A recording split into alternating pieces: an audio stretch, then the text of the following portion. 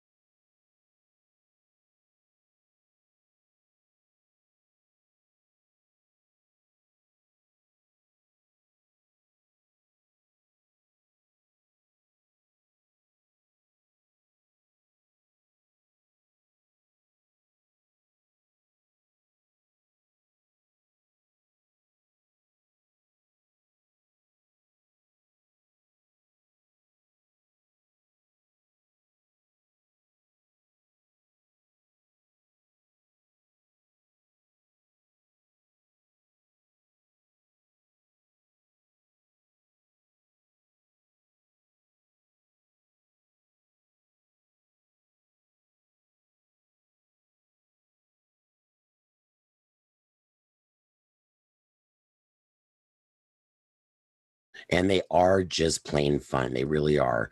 Eduprotocols can be used with any subject in any grade level. It's not the protocol that changes, it's the content. So we'll talk more about that. Oops, I did hit that twice. Sorry about that. So we'll talk more about that as we get there.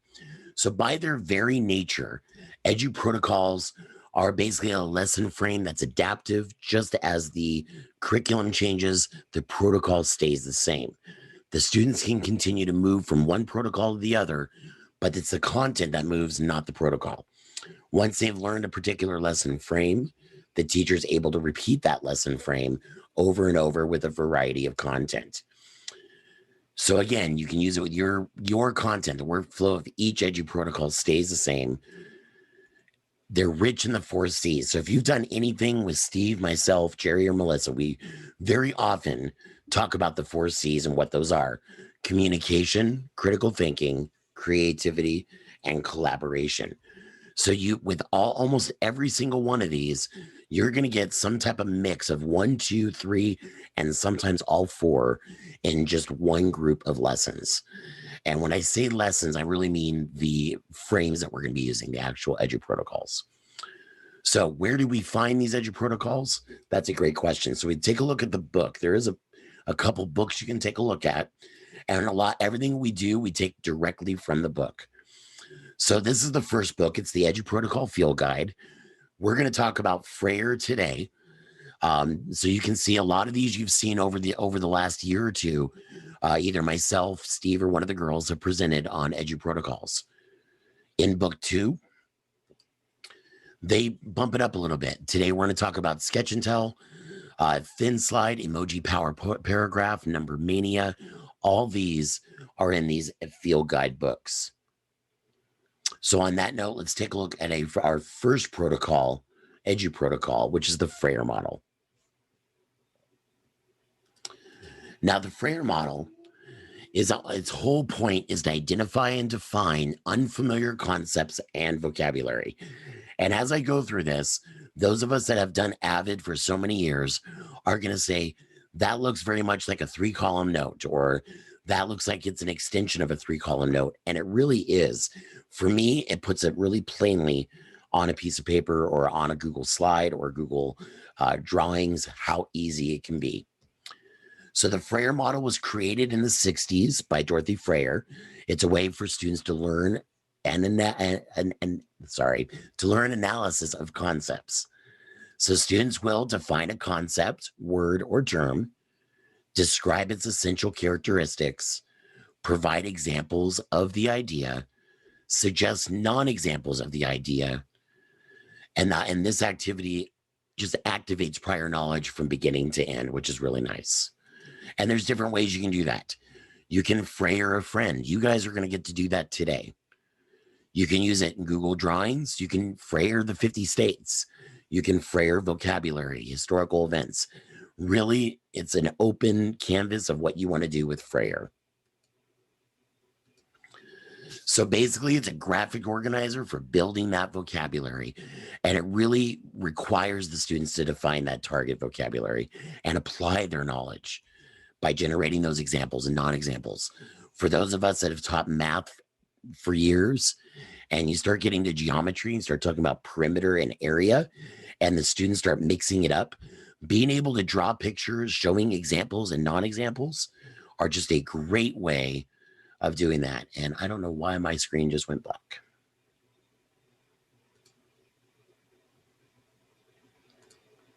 There we go. Sorry about that. So being able to show those examples and non-examples can really show the differences and the similarities with a lot of the terms that the kids are using. So I know I saw in the participants a lot of TK through first grade, maybe second grade. Teachers, you can adapt this for them as well. Allow the little ones to rely on images more than text alone, and you'll see what I'm talking about as we go. You can display a sample at all times while you're giving it in Zoom, or you can put it up in Google Classroom, providing sentence frames, and complete with teacher help. And it might look something like this. So as you can see in the middle, you have the word. On the top left, you have the definition. On the right, you have the characteristics. And on the left, you have examples. And on the right, non-examples. Excuse me. So as we go through this, let me make sure we're perfectly clear, especially for the lower grades. There's no reason why Frayer has to be done in isolation by the student by themselves. You can do it as a class. Steve says it very often that the smartest person in the room is the room. So if you are working on a difficult subject or a difficult concept, allow the room to Frayer. And that's perfectly okay, especially for those littles, because they do need a lot of help with that. For your ELL learners, and because I work very closely with Lisette Lopez, one of our EL coaches in the district over at Tumbleweed, I always try to put in EL learner strategies in these as well. Again, it helps build that vocabulary, and it's essential for those EL students to understand not only what they're reading, but also what the task is requiring them to do. So those modifications you can do is having them work in pairs. Make sure you're modeling, model. That's always important. Examples and non-examples can be either illustrated or written. It doesn't matter which way. For your 1s and 2s, you may have them drawing the picture, but then your 3s and 4s are using words. Again, it depends on the task. And again, it can be used for root words, which will help those EL students tremendously. Like I said, a lot of information today. EL strategies, again, visuals. Provide those student-friendly fill-in-the-blank definitions. Highlight the vocabulary words in context. So if you're expecting them to Frayer them, make sure you're going through the content in the textbook or online, and you're showing them where to find those words and have them highlight them if they can. Practicing with graphic organizers. That's exactly what the Frayer model is. And then again, model. All right. There are 2 great ways to use it. And there's 2 different classifications, I should say. One of them is as a culture builder. So in your class, you can have them get to know their classmates by name, find out what they have in common, and establish working efficiency and using class time wisely. Now, this is a great way also for them to get used to using the Frayer model. One of the things I always try to do with any of the Eduprotocols is to try to do something fun with them first, then go forward and have them work with content. That way, when they're doing something fun, They're doing it and not having to worry about the content so much, but worrying about the Eduprotocol. Then when you move into the content, they're not worrying about the Eduprotocol anymore. They're worried about the content. Now, to use it as an Eduprotocol, the whole idea is to develop as an understanding, create a simple organizer for them to replicate, and making learning and memorizing attainable. So the idea is that they're putting it from their head onto paper, drawing pictures that just all activates synopsis in their head. So here's some examples of what it looks like. So it's very easy to make in Google Drawings, or you can do it on a Jamboard. There's a lot of different ways to do it there. You'd have the term, word, or concept in the middle, definition on the top left, characteristics on the top right, example or non-example on the bottom. Now you can change these as well. It's whatever you need them to understand in the content. So for example, I mentioned this earlier, using it for area, you would have the definition, characteristics, the example of how to find area, and then the non-example, which is a great idea to be able to show non-example with perimeter. And I can tell you as a 5th grade teacher, they just confuse that all the time. We talked about using pictures, have them use icons, drag the icons into the Frayer, and then have them explain why they're using the icons. We mentioned this also earlier, Frayering the 50 states. They get to pick a state. Maybe they're doing Iowa. So in the top left, they would have the capital and the abbreviation. Top right would be the state's north, south, east, and west. On the lower left would be a body of water. So if it's Iowa, there would be no body of water, but they would talk about the landforms being the plains and the region being the Midwest. And then they would color their state in the bottom right. So again, just real easy way of getting extra knowledge, just another way of putting their stuff on paper, getting it out of their heads, and making it active for themselves. All right, on that note, it's time to practice. So here's what's going to happen. You're going to Frayer a partner. I've already teamed you up because I needed to have you guys all set in to breakout rooms. So I know we have 45 participants. I had set for 50. So I'm going to have to probably move some people around. So when you get in there, hang in there. As soon as you get in, let's see here. Let me think about how I'm going to have you do this as we get in. I'll explain more. So again, I'm going to put you into the breakout groups. You're not going to find your partner's slide because there's 50 of you. I wasn't going to put you all onto a Google slide. That would just be crazy. But in a class of 20 or 25, maybe 30, it's doable. And you're going to interview each other. And then at the very end, I was going to have you guys present, but I think to have 50 of you or 45 of you present today would be insane. So what I may do is just go through real quick and take a look at each and every one of the Frayers. Now, I'm only going to give you about 10 minutes. That's it. Because we need to spend a lot of the time going through and working on the sketch and tell. We still have to get to that. So I want to make sure that we have plenty of time. We should all be back by now. So let's take a look. So step 1 of the Frayer. Let me get it popped up here. So step 1 is to find your partner's slide, go into the breakout room, interview your partner, and be ready to present. So I'm just going to look through these very quickly. If I see one that catches my eye, I might say, partner, go ahead and take a look and present for me. Normally, when you have, 15, 20, 25 kids all at once, maybe more, you might have a little bit more time to go through it, or at least go through it in sections. Maybe I have 3 or 4 of the students present, and then I come back to it later on in the day, maybe right before lunch or right when we're coming back from that break before we end our day. So everything looks really good. You guys did a great job. Mini goats for Jessica. This is always a fun part for me because then I can see all the different animals you guys like. All right, who did Dahlia's? Please unmute yourself. I did Dahlia's. She said the worst pet in the world would be any dog at all. Oh, breaking my heart. Mhm. That would be, but although I wonder if that's like the image of a dog for her though. Interesting. Let's see what else we got. Fish for Felicia. So you guys kind of get the idea. Now, a lot of these, this is just sort of like just a basic overview of what Frayer is. So imagine doing this with content where you may have something like the water cycle in the middle and then being able to identify it, what it is and what it isn't. It just makes it so much easier. It makes the learning so much easier. Now, the reason I started with Frayer and not with Sketch and Tell, even though the title starts with Sketch and Tell, is that the Frayer model can be used inside of a Sketch and Tell. And I'll show you what that looks like in a bit. I guess that would be a dream. So Sandra, I guess that works. It's a dream.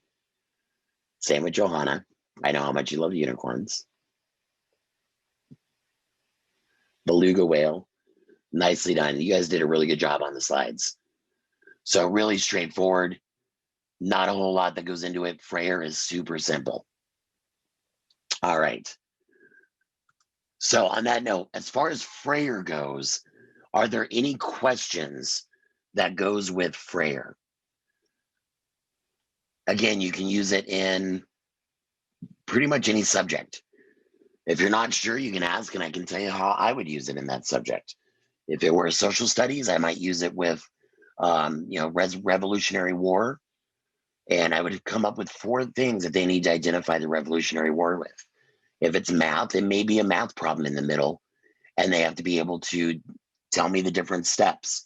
Frayer model is very flexible, so it makes it really, really simple. All right, questions going once, going twice. I have a question. Sure.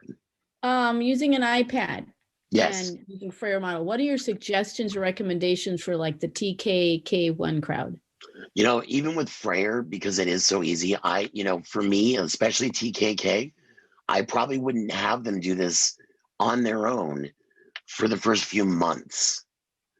So imagine being a kinder trying to do that. I mean, you guys are adults trying to do it. Some of you are doing it on an iPad. And it can be, and I hate slides on an iPad. It is the bane of my existence. I just can't stand it. However, you could put them on a Jamboard where the background is the Frayer. You could put them in a Google drawing where the background is the Frayer and have them use that. But for Kinder and TK, even maybe beginning first, I would probably have those kids doing it with me and having a class Frayer where you can have more examples, more definitions, and you can be more discerning of the information that comes in. Because I can tell you right now, and I've been in kinder classes where the teacher is going over color and they'll say, show me something blue. And next thing you know, you have everything in their right mind is blue, even though they're different colors because they're learning.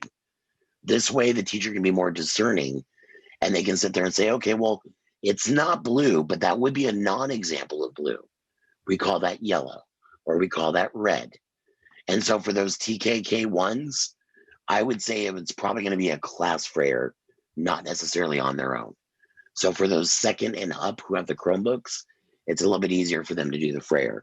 And I am going to say, if you're not having your kids practice typing, and I know it's hard to do with distance and trying to get them to do anything right now, I get that, but really hammer in with your kids about the importance of proper typing technique. And I know you're not there to oversee them doing it, but if you ever watch your kids type, you can kind of tell as they're pecking through how they're typing because you can see how slow it is. And while you guys were working, I was monitoring the Google Slides on another screen. So I can see what you guys are doing and I'm monitoring. And I got to almost every group. I think I had missed 2 groups. So I tried to get to everybody. I was telling Jerry in one of the groups, I've never done a breakout with 25 rooms. That's the largest rooms I've ever had to deal with. So you guys did a good job, especially when I made the mistake. So thank you very much. But no, that's a good question. What do you do with those kinders? I think it's a whole class Frayer. Any other questions? All right. So we're going to move on then. We're going to move on to the Let me pull up my presentation again. There we go. Dan, I'm sorry. I do Yes. have. No, go ahead. I'm sorry. I was trying to unmute myself and then. No, you're good. So this is great. What I was going to ask you, the template, the Frayer templates, what do you use? Just the slides, the Google slides? Is that what you use to make That's them? that's what I'm using. But you can use Jamboard. You can use Google Drawings. I just chose using. I just chose that one because it was real simple. The Google slides. Okay. Yeah. Okay. Thank you. You're welcome. I like the idea because you can insert pictures, and that's really good. You have that ability. There is easy, and it's easy. Exactly, and that's why I like doing it because it, like I said, it's just super simple. Again, the iPad's a little bit weird, but super simple. In the chat, I'm going to put in the link to the Frayer model for your for a classmate. So if you want to do this tomorrow, just to kind of do as a beginning of the day icebreaker, or you need to kill 20 minutes before lunch, you can do that. So this will make you a copy. Just make a copy. It'll put it in your drive, and you guys should be good to go. All right, let's go ahead and move forward.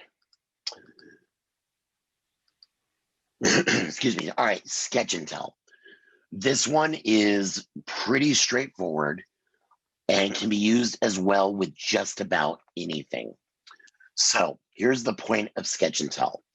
The students create a visual image, kind of like a digital sketch note.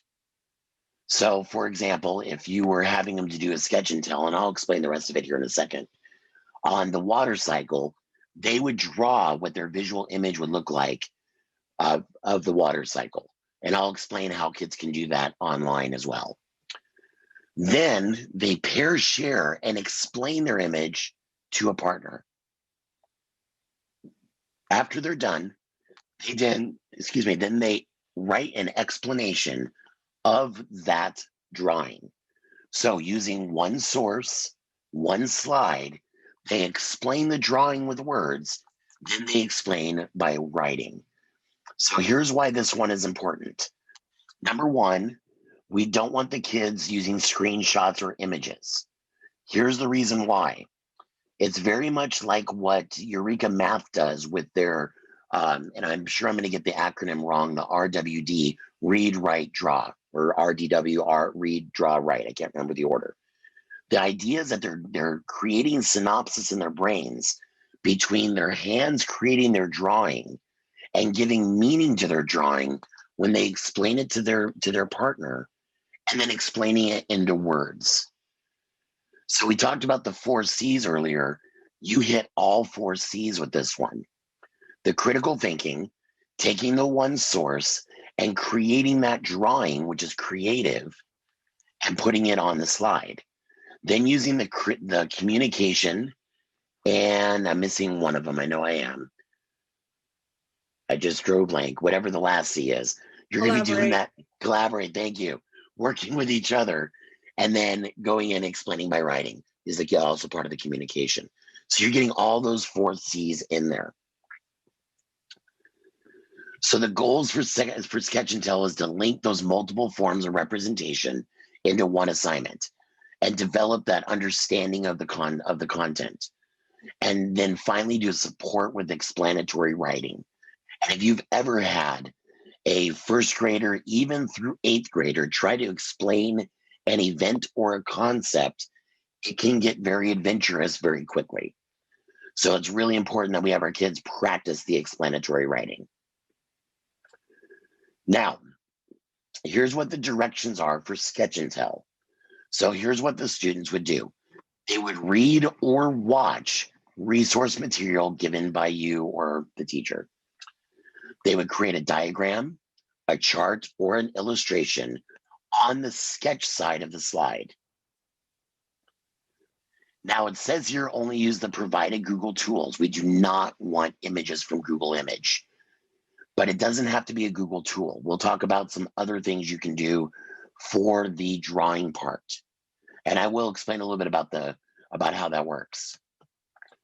They're going to then share their sketch in a breakout room with their partner or with their small group, and they'll explain what they drew. Then afterwards, they would write a paragraph about their sketch and the concept of the material on the tell side. So it's a 4-step process. They read, create, share, write. Now I put the slide tools on here because they could draw this way, but let me show you one other way that they can do that as well. And I'm getting, some people are saying my screen is black. We've been having problems with Zoom, so I'm going to stop sharing for a second and see if it pops up. So I apologize if it comes up black. I emailed Zoom this morning and they haven't gotten back to me. There is a website, and I'll put it in the chat, that's called AutoDraw. Has anybody ever seen AutoDraw before? If you have your camera on or not, you can let me know.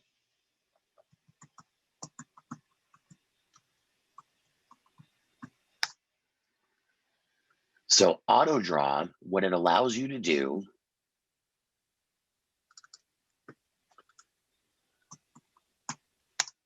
and hopefully you can see it. If not, I'll pull it off. I'm a big baseball fan. I know in a couple of the rooms, and you can see on Christina's background, she has her Dodgers logo. I'm a huge Dodgers fan. I'm a huge baseball fan in general. What AutoDraw allows you to do, now I could never draw a great baseball. Let me see if I can try. Well, that's about what my circle might look like. Might have like these things coming down. But if you notice, as I draw, and hopefully you guys can see this, up at the top, it gives me suggestions of what I might be drawing. That's a great baseball. I'm going to use that one. And it will change my picture to make it more of what I want, even though I'm trying to draw it the best I can. So on AutoDraw, let me draw, I talked about the water cycle earlier. So if I'm trying to draw clouds. So that's, I mean, to me, it could be a flower, it could be my son's hair when he wakes up in the morning. I'm not real sure, but I can change it to make it look like a cloud. So again, I'm hoping that you guys are seeing that. Then I can sit there and move over and make an arrow. Sometimes it'll let you to change the arrow. I'm going to go back to this one. Oh, that's a fishing pole. That's not going to help me. We'll go with that one. There we go. And so it allows me to draw what I need to draw. Let me draw another cloud with some rain. And if you notice up here, I can change it. So that's another way. So I think it was Sandra was talking about a better way of drawing when it comes to the Chromebooks, better than slides, better than any of those. AutoDraw is just a great way of doing that. And what's really nice is I can select it, copy the image, and then I can bring it over. And let me get out, let me go into the editing part of my presentation, and I can paste it in. So it just makes it real easy for me to deal with. If I need to crop it and make it a little bit nicer, I can do that. I can make it a little bit bigger.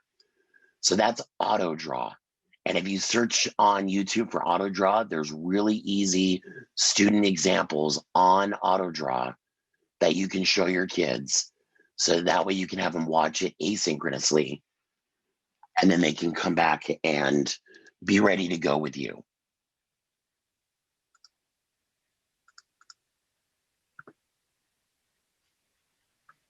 So one of the questions that came in, are you drawing with your fingertip or using your mouse? I'm using my mouse.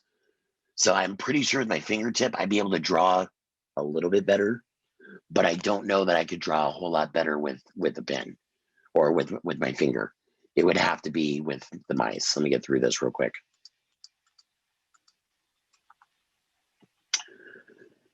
So AutoDraw will save your life when it comes to having your kids draw.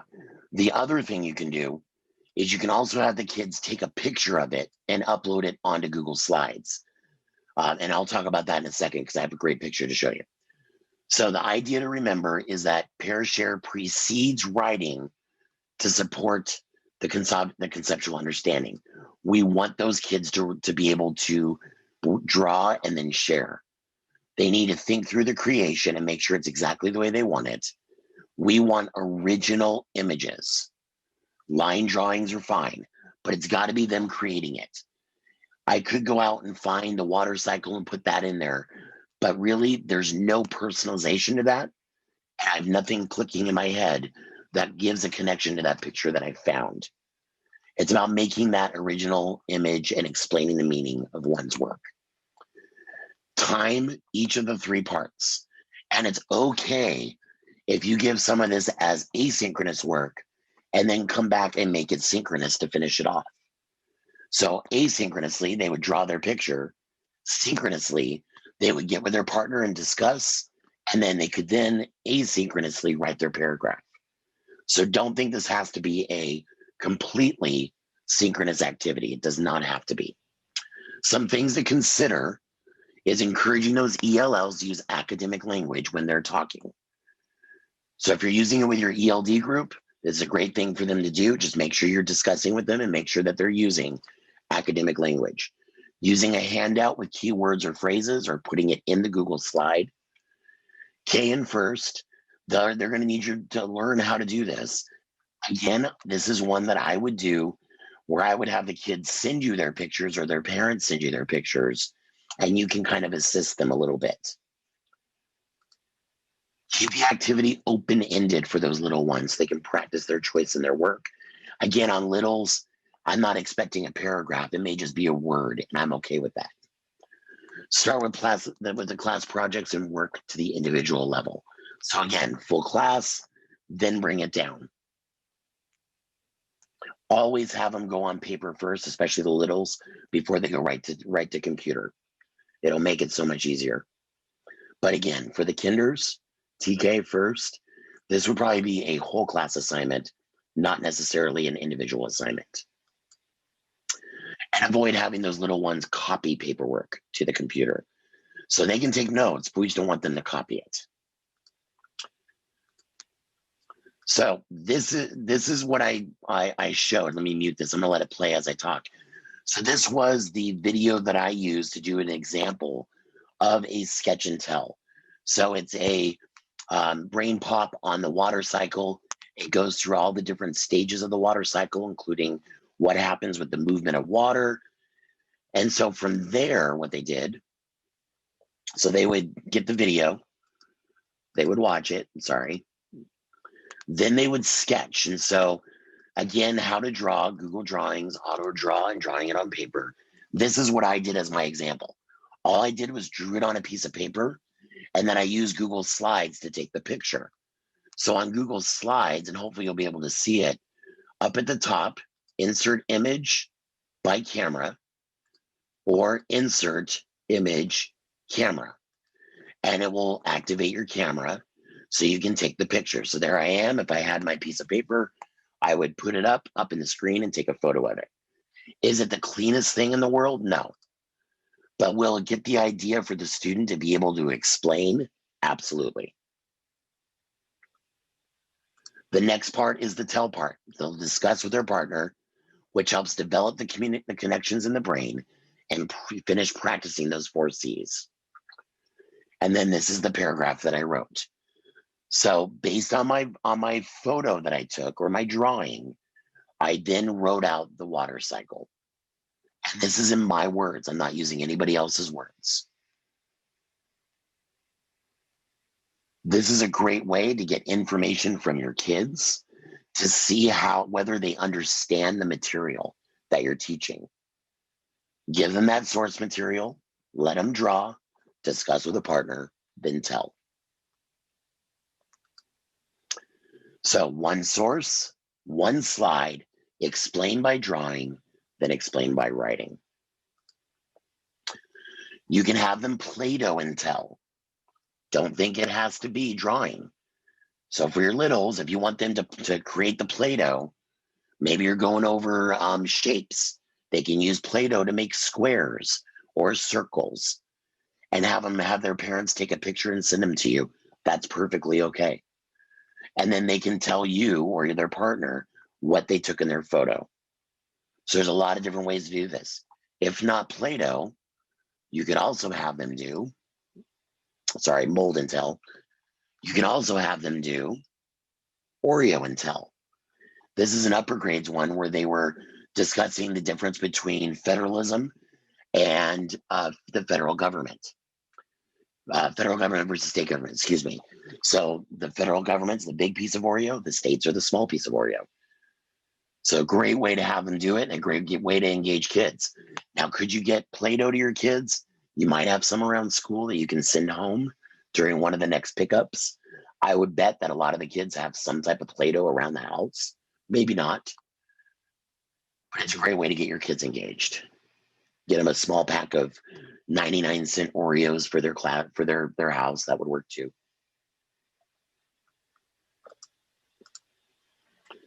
So I told you guys about the Frayer model earlier. So here's a sketch and tell using the Frayer model. So on the drawing side, they're showing the word extreme. So if I were doing this on my own, I would draw the extreme. Again, this is an adult example. I wouldn't expect your kids to know what Spinal Tap is. And if they do, I want to meet them because I'm impressed or scared. I'm not sure which one. So I would explain what extreme is. And then with my partner, be able to give a definition, even if they have to find it, that's okay. What the characteristics are, the examples and the non-examples. So you could very easily do this with a lot of your vocab and make it a combination sketch and tell with Frayer. All right, I'm going to go ahead and stop there for a second and take any questions. I told you guys I would take questions. Michelle said she got hung up on their paragraph. They just want to write. This is the water cycle, and that's it. Make them go back and do it again. You know, that's where I would go into their breakout room or pull them in during that office hour time and say, okay, explain to me your picture. And as they're explaining it, that's when I would say, why is what you're saying not what's in the paragraph? And then you can stick in that breakout room or in that meeting and have them do it right then and there. So yeah, I wouldn't let them get away with that. Now, I would also put a rubric on this as well. And so if you're very straight out and straightforward on what you expect on that rubric, then you might get more out of them as well. And say, you know, right now your paragraph, that's a 1 right now. I want a 4. How can you make that better? And again, and you guys have almost all of you have heard this from Steve and I for years now. The minute you give them a grade, they're going to be done with it. What I would do is, you know, keep giving them feedback until you think it's good enough. And as far as me having a rubric, I don't have one, but I can definitely probably find one. I would say a rubric for the writing, not for the drawing.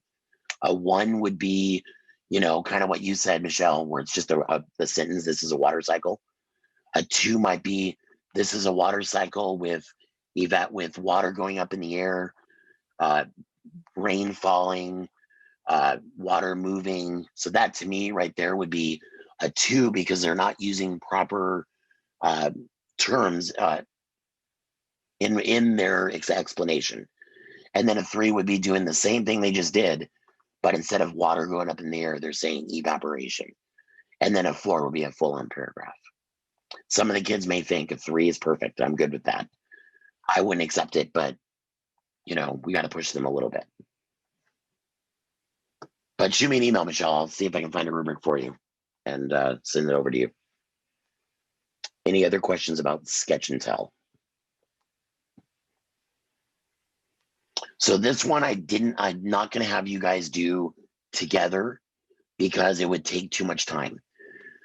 Again, I would give them time sections, not I want this done in 10 minutes. I would say the drawing after they watch or read the material, I want you know, maybe that if you're going to do it all synchronous, 10 minutes for the drawing, 5 to 10 at the most for the conversation, and then 10 to 15 for the writing, especially if you're expecting good writing. Now, looking at the names here, I've got a lot of upper elementary, middle school teachers where that's going to be important. That's important, especially some of you guys being English teachers, making sure that they have good format of that paragraph, making sure that they are indenting, making sure that they are showing good subject, good predicate, making sure that they're using academic language, making sure that they're using all the tools that you've given them over time. Stress that with them and write that rubrics. That way they are crystal clear on what your expectations are. And that goes for Frayer Model as well, not just Sketch and Tell. Any other questions? And then I'm going to go on to the next activity. I have a quick question, Dan. Yep, go for it, Kamari. That Frayer model that you gave us, that last link, was that supposed to be a blank, clear model? I mean, a blank slide? It should be, but after we wrote on it, and now that we're forcing a copy, it probably has all the information on there. So Yeah. I was having issues today with slides. Okay. So yeah, go ahead and if you need to clear it off, go ahead and clear it off. And if you want a clean copy, let me know. I still have a clean copy somewhere. Okay, thanks. You're welcome. So Maria, is show and tell also a template? No, because you can divide up that paper any way you want to. The way I had mine, where I had the picture on one side and the my explanation paragraph about the water cycle in the other, is one that I found. But you can, all you have to do is just put a line down the middle using the drawing tool, and then have draw and have tell on the other side. But if you want the template I have, all of you guys shoot me an email. Like I said, there was a lot to go over tonight, and I know I forgot some of the things that I had to do. So I'll try to make sure I get all your email addresses off of Zoom, and I'll send you guys a lot of these links.